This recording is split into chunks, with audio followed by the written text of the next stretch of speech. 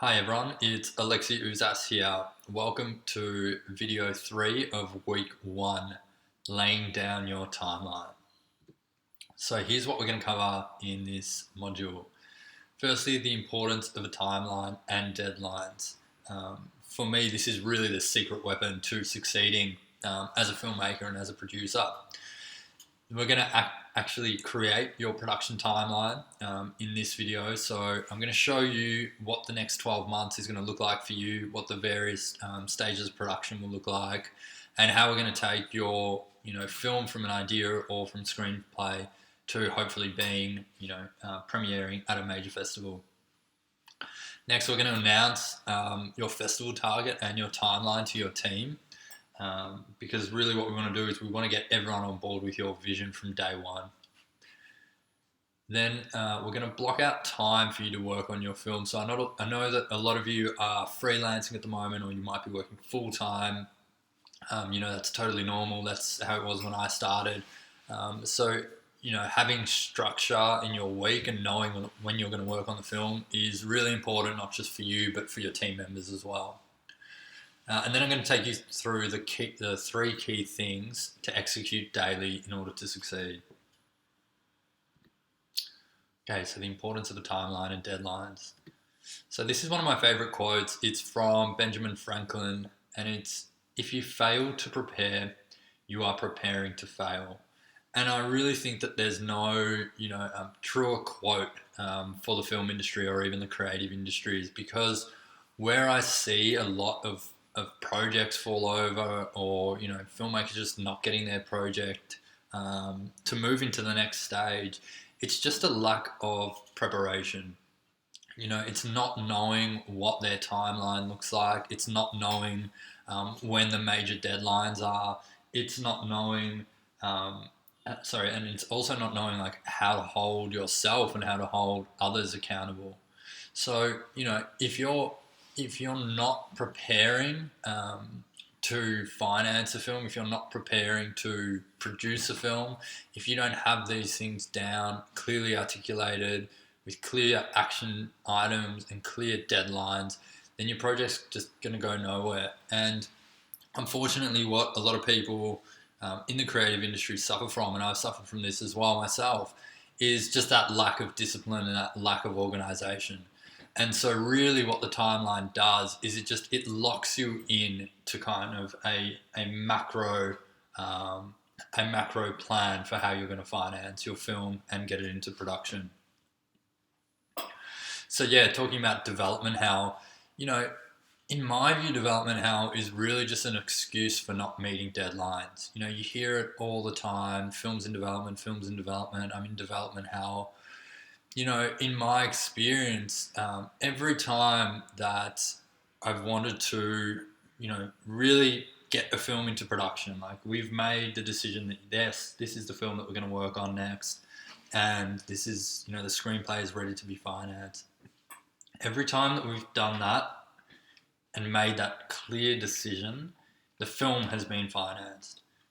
And it's simply because, people don't have that strict discipline of, you have a project, you have a timeline, you have deadlines, you need to meet all of those. And if you do, there is a very clear path for your film to get financed. If you don't, then of course the film's going to fall off the wagon.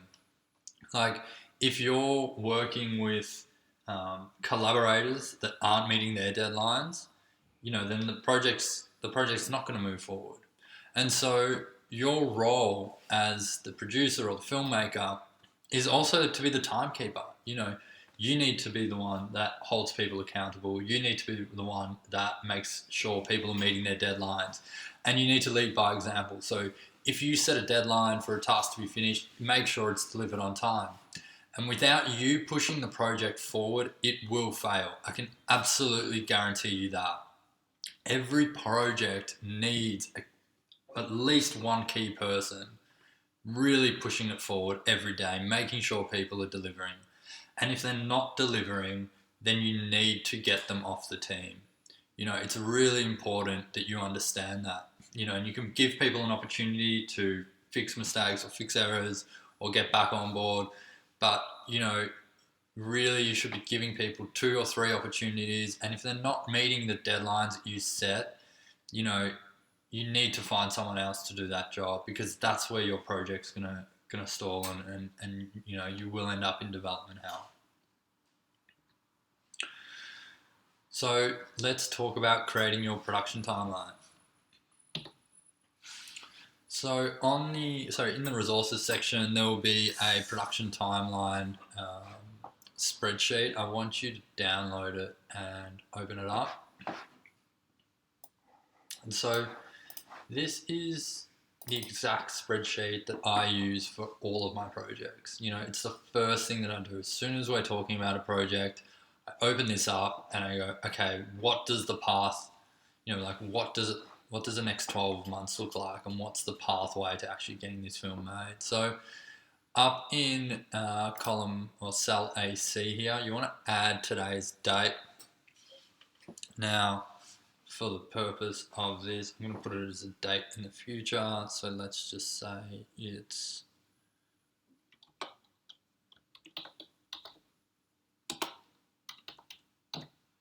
it's 1st of July 2025. Okay. Now, first thing that you want to do is these are not perfect, so you just go in there, obviously because each month doesn't have 31 days, and the day that you're starting could be different to the day I've just put in. So you just want to update that so that it's clean, and then you've got the 1st of each month.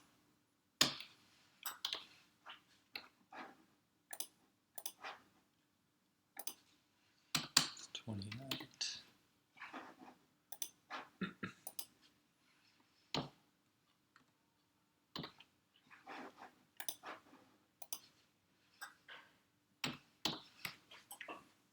Okay, great.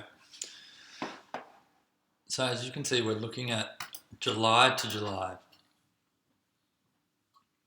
Now, if you're doing this course at the moment, we're going to be going through some things to do with the script, and there's absolutely no issue with continuing to write or work on the screenplay, and really you can do that up until when you shoot. But there's going to come a time where you need to send that script out, right? And that relates to when you start casting.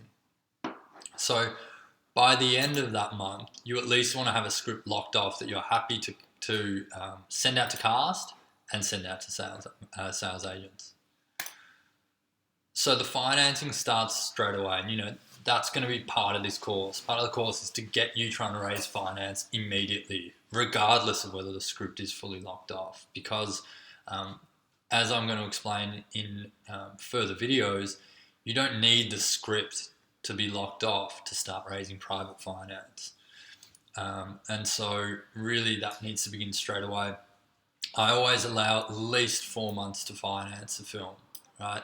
And it could take longer. This stage here is for sure the most difficult part of the filmmaking process. Everything after this, from here down, you're really just working with people that already know how to execute all of these things, right? But in this stage here, that's the bit that's really up to you, and it's the most difficult, right? But financing a film in 4 months is achievable. It's totally doable. And so, I really encourage everyone to set that as their goal. Again, as you learn from the course, you start raising finance before the film's fully, budgeted and scheduled. I'll explain why we do that in further weeks. But just for the purpose of this timeline right now, you can see that happens a bit later. Then really the casting in the last couple of months of the financing stage, it can start earlier. You might come into this course and already have an actor attached, and that's great. The reason it's happening there for the purpose of this timeline is just giving you the time to finish the script. If your script is locked and you want to start casting now, by all means start casting. But make sure that your script is locked off, because you really only get one chance, to impress actors and to impress sales agents. Then I've got a couple of months of pre-production. That's usually more than enough time, 8 weeks. We've got a month to shoot, so 4 week shoot. The editing on these, the way that I approach editing is to have the editor working on the film while we're shooting. So they should be collecting the rushes and basically putting together a rough assembly as you go. And then that'll give them 12 weeks of editing, but it'll mean that the edit only goes for 2 months after the shoot's finished. So you can really compact that time if you've got the editor working on it already. Then we go to post-production. So we've got sound design for 3 months, music for 3 months. Music usually doesn't take that long, but that's how long they have if they need it. Artwork will need to be created. You can get started on that as soon as it's picture locked. And then you've got VFX grade, credits, final mix, online master, DCP, and shit. So if we have a look where that gets us to. So it's July to July. So the film really should be finished and ready to be sent to a festival within 12 months. Now, if you're working on a short film, where this timeline will change is your pre-prod will probably only be 4 weeks, so you can adjust that, and your edit is going to be shorter, and your sound design and music, so your post is going to be shorter. So if it's a short film, really you should be knocking off a month there,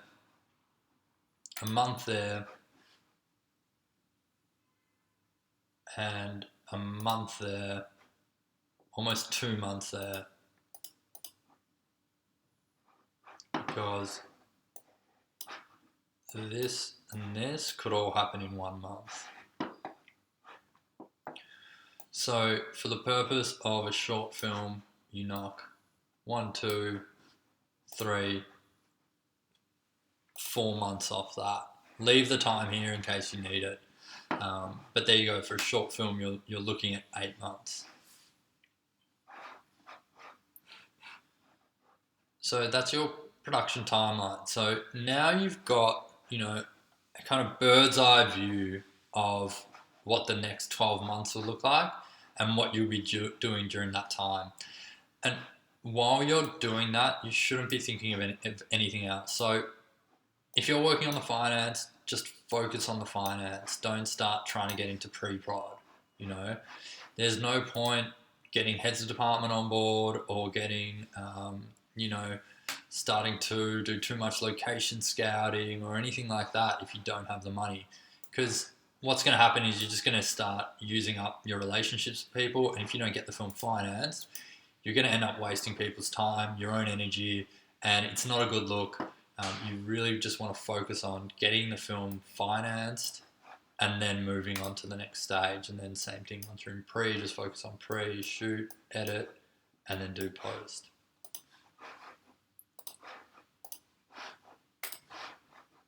So that's your production timeline. So now that you've filled that out, what I want to do with you is basically choose your festival debut. So the way we do that is as follows. In the resources section, there's going to be a PDF called Key Festival Submissions. I want you to open that.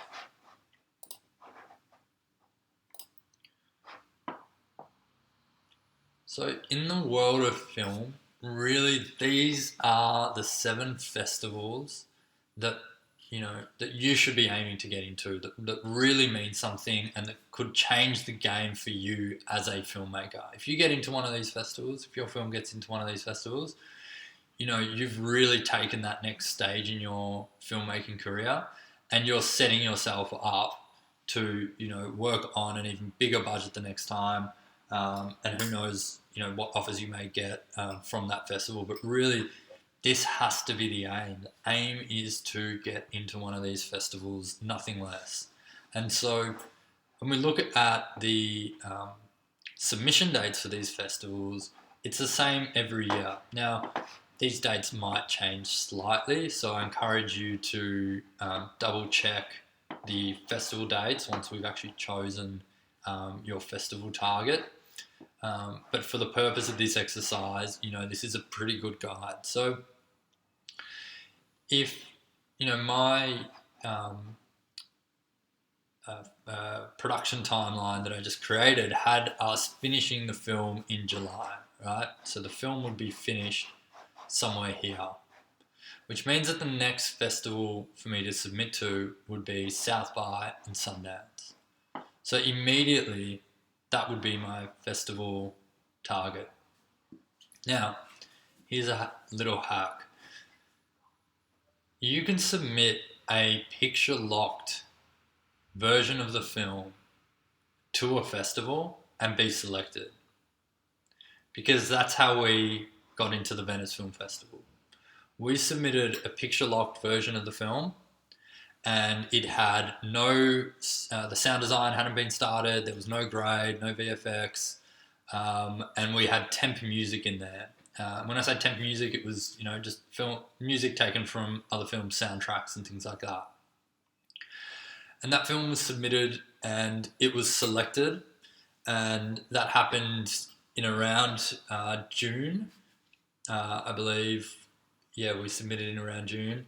We found out that we got into Venice on the 18th of July of that year. And on the same day, because we then applied to get some production or post-production funding from our screen agencies, we found out on the same day that we got that funding, which was no coincidence. And, we then finished the entire post-production in around 6 weeks.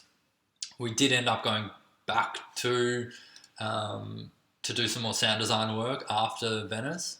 But what that does is it shows you, so if you're going to if your film's scheduled to be fully finished in July, but your edit might finish 3 or 4 months before that, at least 3 months before,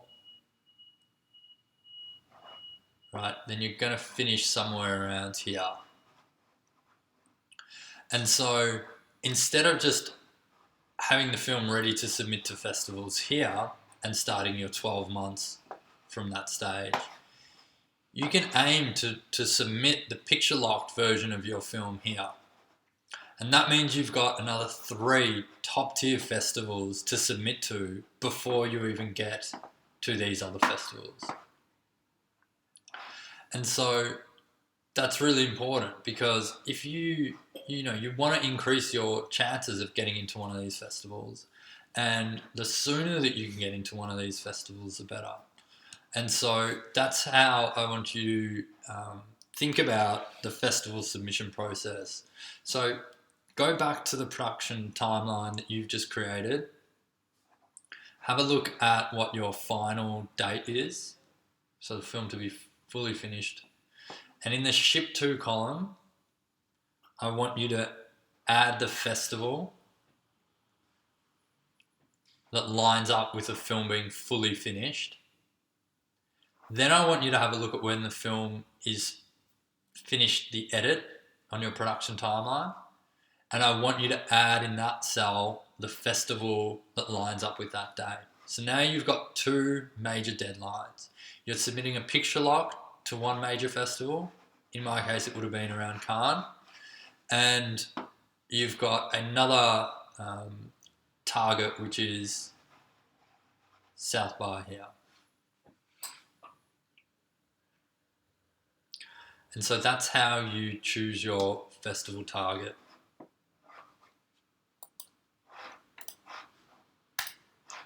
So now what I want you to do is save that production timeline, and I want you to email the timeline to anyone that's already involved with your film.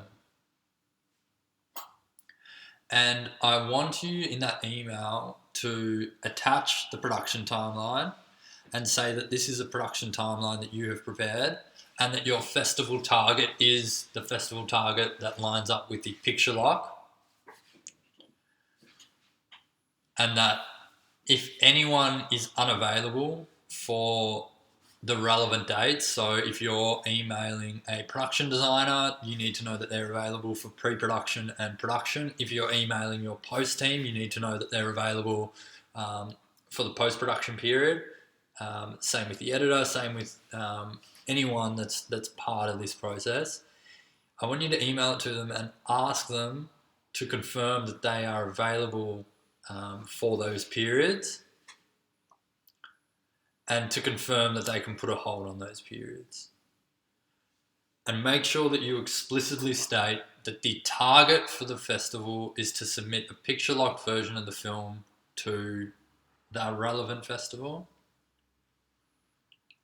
And you can say that if you don't hit that festival, that the fully completed film will be submitted to the festival that lines up with that relevant date. And now in every conversation that you have with someone that you're bringing on board to the project, one of the first things that you need to do is send them the production timeline. Tell them what your festival target is. It's important that not only do they understand what the deadlines are, but they need to understand your vision for it. They need to know that you're shooting to get the film into a major festival. So they need to know that that's part of the plan. And you want to send them the production timeline, confirm that they're fine for the dates. That way, if there are any issues with people's availability, you can say that you gave them ample notice much earlier on with the timeline. So now we're going to talk about blocking out time to work on your film. And so, the golden rule that I use is you need at least 8 to 12 hours a week to work on financing and producing your film. And, the reason or the way that I came up with this is, a full day is enough to get through the items or the process that we're going to put together over the next few weeks during this course. It's enough time to get all that material together and to work on the film each week. Now, if you can work more than that, amazing, great. Like, more time is always going to be better. If you can't put aside that much per week, then what you need to do is really, if you can't block out a full day, think about where you can find some more time. It could be in the morning, it could be in the evening, it could be on the weekends. But you really need to try and put aside that amount of time per week. The other thing is that it's going to give you enough time to keep doing what you need to do to make money, whether that's working full-time, part-time, or freelancing. It's not so much time that it's going to really dig into your income earning ability. For example, when I made Plague, I was, I think I mentioned this in a previous video, I was working full-time as a lawyer. So I would work every Saturday on the film, and that usually involved, production meetings between myself and the two co-directors. As I mentioned, we financed that film ourselves, so we weren't financing it, we were just going straight into pre-production. And then I would sneak in some other work, whether it was on my lunch break, at work, or in the evenings. Basically I would make up the time and do whatever needed to be done to get the film made. So that's kind of what you need to block out time-wise. Now, the next thing that you want to do is plot out the time in your calendar, right? Because going back to the importance of discipline and organisation is you want to know what time and what day you're going to be working on the film each week, and you want that to be consistent if that's possible. So if it's every Saturday, block out every Saturday from now. Put it in your calendar. If you have Google Calendar, add it in there, block it out, 8 hours, put it as a recurring event, and that way you know that time is in there. If it's an evening, put it in the evenings. If you're fortunate enough to be freelancing and you can, you don't have to work on the weekends and you can put aside a day of the week, do that. Now, if you're going to do that, I suggest that you do it on a Friday. because that, again, it allows you to really focus on making money and earning a living in the first 4 days of the week. And then on the Friday, you can work on a creative project. So that's how I would structure it if you have that luxury. If you don't, then you need to look at your calendar right now and work out where you're going to find the time to make up at least 8 hours a week. And the other point on that is, it has to be, once that's in the calendar, it's sacred. So don't start, booking meetings with people during that time. Don't, don't find other things to do during that time. Like, it really is sacred because you need to block out that amount of time to focus on the film. So once you've plotted all that out in your calendar, I actually just want to give you an example of someone who we don't really know as a freelancer. But Mozart, before he became the world famous Mozart, was a freelancer. He had to teach in order to make money. He had decided to go on a course of becoming a composer in his own right rather than working for other people, which distressed his parents, from what I've read. But it was a decision that he wanted to make. And so, in order to make that work, he needed to find a way to make money. And so he basically devised a way to spend time composing in the morning. He would then teach from 9 till 1. So he would teach, piano lessons to young children. He would then, in the afternoon, he would visit, I think, patrons, or basically people that could help him finance his creative pursuits. He would attend a show or a dinner at night. He was in a relationship, so then he would have to, he would visit his partner's house. Apparently he hated his mother-in-law to be, so that was always a point of friction for him, but he spent at least an hour and a half to 2 hours there. And then he would go home again, and before he went to sleep, he would compose again for a couple of hours. So, he had to live the life of a freelancer. He had to make money. He had to try and find finance for his own projects. He had to work on his own craft. He had to manage a relationship, but he managed to do that all. And so, if you think that you don't have time in the day to work on your film, then, you really need to find that time, and you need to find a way to make it work. So a book that I recommend, I love this book. It's called How Artists Work. Daily Rituals, How Artists Work. If nothing else, it just reinforces the idea of, I guess it breaks down the notion of the creative artist being someone that's unorganized and, doesn't have a routine, and the work somehow just is created out of pure genius and talent. If you read that book, you find that it's just not the case. All of these great masters, writers, poets, playwrights, composers, film directors, they all had a routine that they stuck to every day.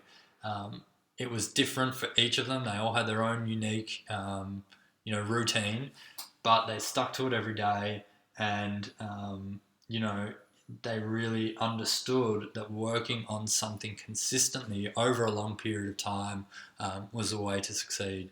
So I highly recommend reading that book. And so the three key things that you need to execute daily to succeed are as follows. So number one, you need to focus on your target. So each day you need to be thinking about where the film is going and where you're trying to premiere the film. It needs to be like a bullseye target, and you need to be visualizing that every day. So it needs to be front of your mind. You have to get up in the morning and instantly think about your film premiering at that festival, and that needs to be a focus for you every single day.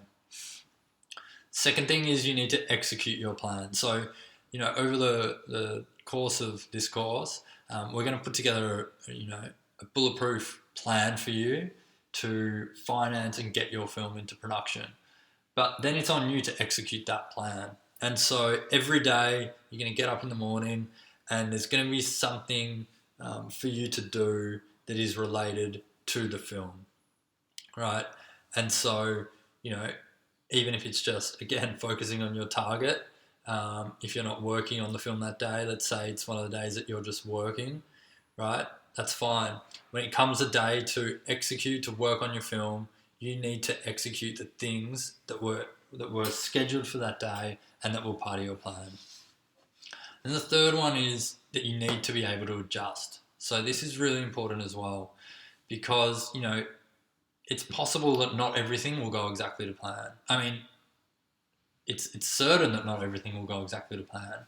I mean, if you're going to raise money for a film and then go and make that film, and it's going to be produced and a lot of people will work on it, and then it'll get put into festivals and hopefully distributed, things are going to come up along the way that are going to,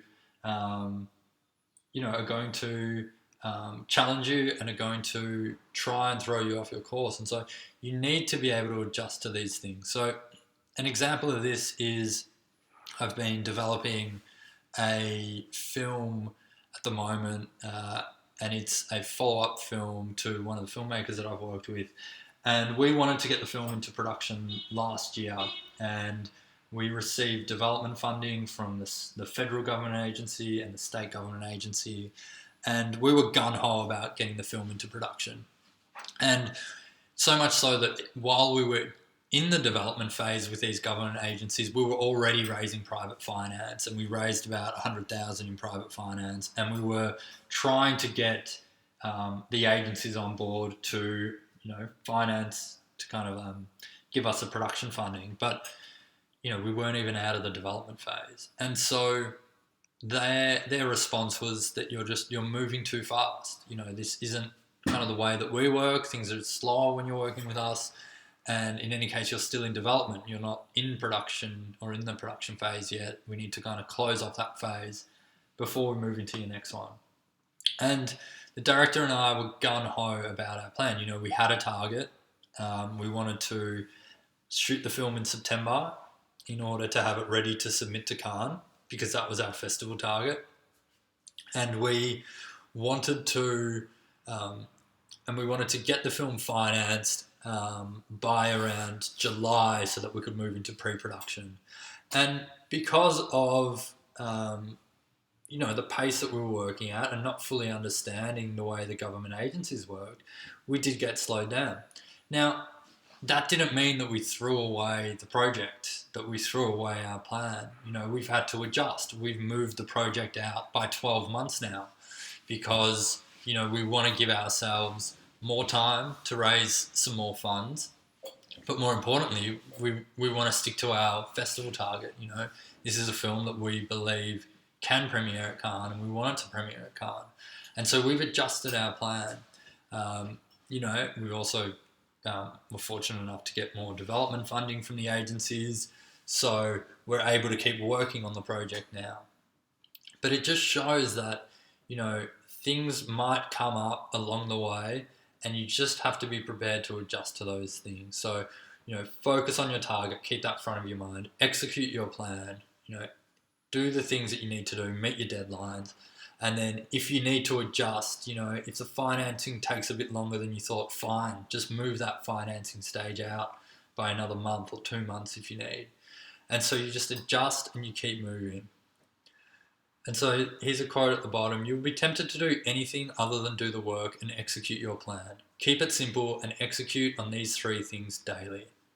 So that's a pin-up that you can download from the resources section, put it up somewhere, and just remember these 3 things every day.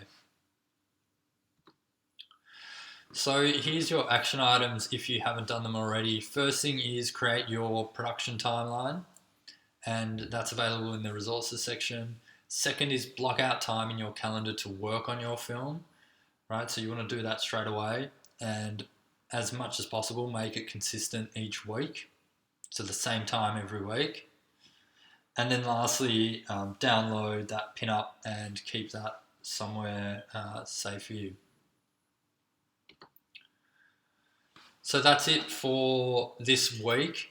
The main thing that I want to leave you with is to get your team on board and excited by your vision. So, this week was really aimed at helping you understand the importance of being a producer today, and what you're going to need to do in order to become a producer. The mindset that you need to have, and encouraging you to think big about things, then showing you what a 12-month production timeline looks like and giving you that bird's eye view, setting your festival target, helping you understand that, focusing on your target, executing your plan, and being able to adjust are the three main things that you need to do every day to succeed. And of course, reaching out to your team, sending them the production timeline, telling them about your intentions, and making sure that they're available to work with you and help you execute your vision. So that's it for the week. Starting next week, we're going to get much more granular. And so this week is really just about getting you into the right frame of mind, helping you to understand why we're going to be doing certain things, and getting you excited about your project and what you're hopefully going to be able to achieve over the next 12 months. All right, well, thank you, and we'll see you next week.